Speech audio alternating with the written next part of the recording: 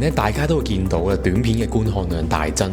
但係 IG Reels 同埋 YouTube Shorts 到底應該點樣揀？時間同資源都有限，但係又唔想白費心機。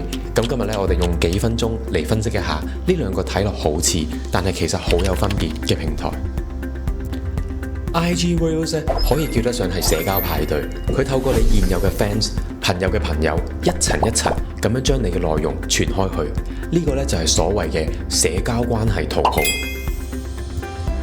所以 IG Reels 特別適合一啲視覺行先、潮流主導嘅生意，例如時裝店嘅每日穿搭，又或者餐廳美食嘅製作過程，會容易啲喺社群入邊爆紅，快速咁鞏固同現有客戶嘅關係。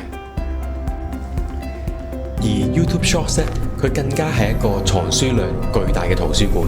佢嘅強項係當一個完全唔識得你嘅人主動去搜尋某一個問題嘅時候，呢一樣嘢叫做搜尋意圖。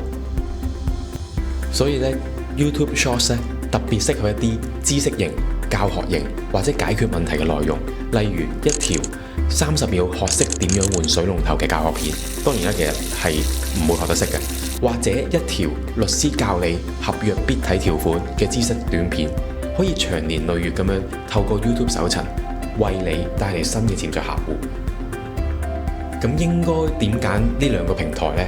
要睇你嘅主要目標係想維繫舊客定係開發新客？你嘅內容呢係偏向建立社群定係解決問題？因為呢兩個平台嘅定位呢， IG 係社交媒體， YouTube 係知識分享。全面嘅社群營銷當然係兩者兼容啦，但係初期資源有限，一定要先揀啱一個戰場。